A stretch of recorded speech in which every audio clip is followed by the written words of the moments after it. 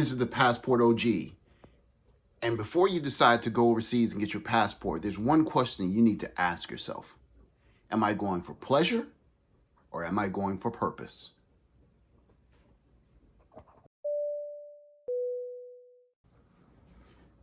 So guys, if you're traveling for pleasure or purpose, one of the first things you need to do is check the political situation there. So sometimes there could be elections or there could be many different things. Make sure you get a handle, read a little bit of news before you go somewhere and get a good handle for if things might pop off or if things have been relatively stable in that country. That's just a baseline. Another thing you need to do, and this is common sense, but so many people, we're so used to only speaking English. Just know a couple of phrases.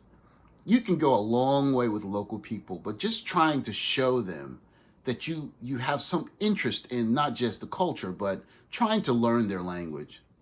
So if you can say 3 or 4 words in the local language or a couple of phrases, that will go a long way. And if you take a couple of months before you go and learn a few phrases or even some conversational language, you will be surprised at how much you can connect with people by just showing that little bit of effort. And by connecting with people, I'm not just talking about, for many of you guys are going for women, I guess, but you can connect with your hotel workers, your shop owners, people on the street vendors, bus drivers, and you could have a better overall experience.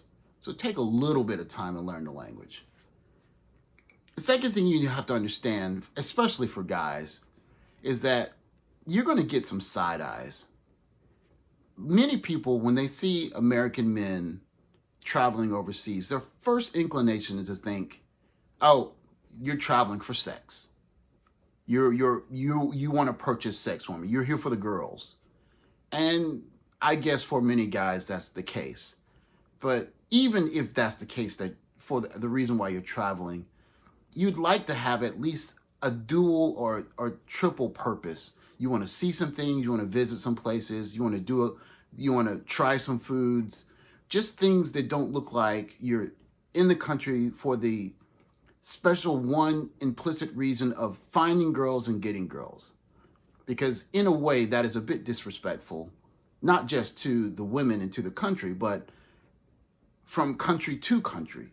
Americans think they can come here and just take our most valuable resource, or however they see it, and exploit it. So even if that's what you're doing, have a modicum of respect in the way that you're dealing with people and the way that you're operating in the country. Don't flash money and walk around like you're the big dog. Don't do things like that, because those things they're going to draw attention, and they just show a level of disrespect that it could come up against you, and you could get into some trouble with that if you're not careful. Now, I highly suggest, pleasure or purpose, if you're traveling to a country, you can have a completely different experience if you just invest a little bit of time into learning the language. Let's say that you studied Spanish in high school. Before you go, just brush up on Spanish. If you're going to Latin America, and if you're going to Brazil, take a short Portuguese course. Take 3 or 4 months and learn Portuguese. And I'll tell you why you need to do this. This is not just so you can talk to regular people and girls and shop owners. This is so you can talk to the police. This is so you can talk to a shop owner when you have a disagreement about how much your bill is supposed to be or how much you're supposed to pay. In such situations, you're speaking English and that person is speaking their local language.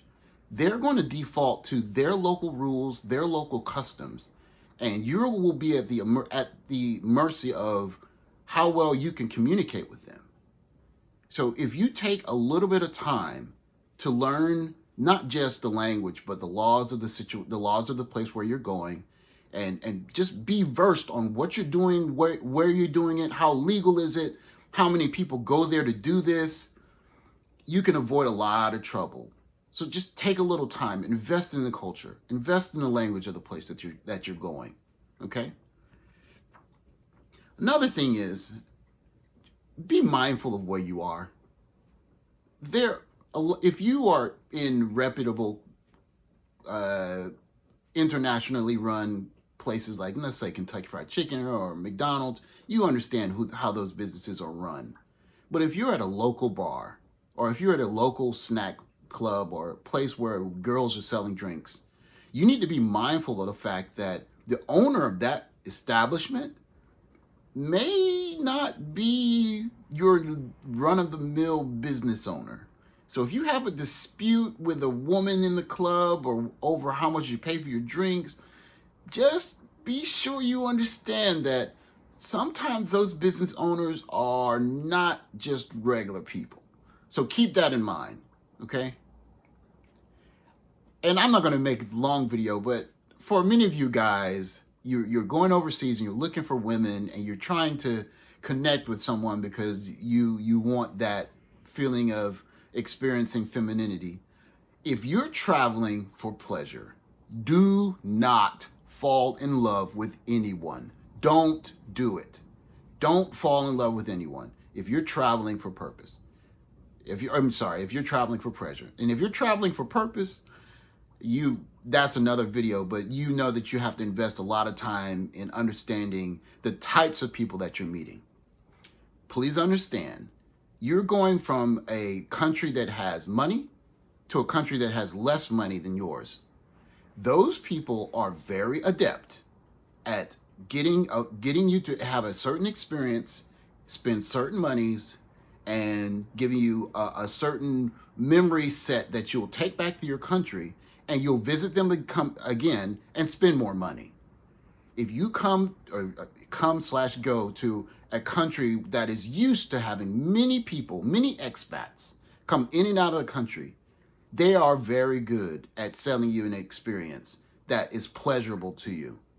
That's why I tell you, go and have fun, do legal stuff, but do not fall in love with someone here or overseas without understanding what you're dealing with. Okay?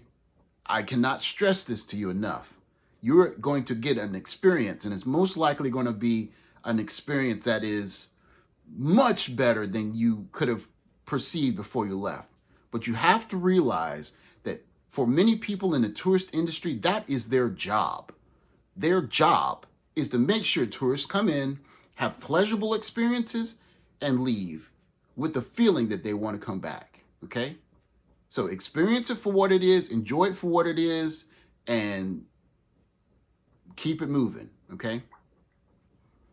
And just on a side note, if you're in an area where you're seeing a lot of expats, a lot of foreigners, you have to remember that the experience that you're getting is a surface level experience of that country. So the people that are dealing with you in that environment are dealing with you as a tourist. And as a tourist, you're going to get treated as a tourist, as a person who has extra money to spend. If you're around a lot of foreigners in that country, that is basically the scene that you're in. So even in that scene, you'll find the girls or the women or whoever is in that area that are looking to deal with foreigners. They're looking to deal with you in a way to make money, okay? So if you want to get past that level of the experience and you want to experience a country deeper, that requires a deeper, longer investment. That's why I tell you, if you really want to experience a country, you need to invest in the language, and then you need to have a purpose. Learning the language is just a surface level purpose. Do you want to start a business? Do you want to go to college? Do you want to work in a certain trade to expand your skills? Do you want to start an import-export business? Whatever it is that you're thinking about as a bigger purpose, that is a driver to get a chance to understand a country better. And if you get to understand the country better, then the type of people that you meet will change. So don't think you're going to go to a country for 2 or 3 weeks and find a quote-unquote wife, a quote-unquote good friend, a quote-unquote group of reliable people. What you're going to find are people in the touristy areas who are used to tourists. And if you want something deeper than that, I suggest you think about a purpose for the country you're going to, And if you have, once you define a purpose, then you set about a plan of action to fulfill that purpose. And with that, that's all for today, guys. See you later.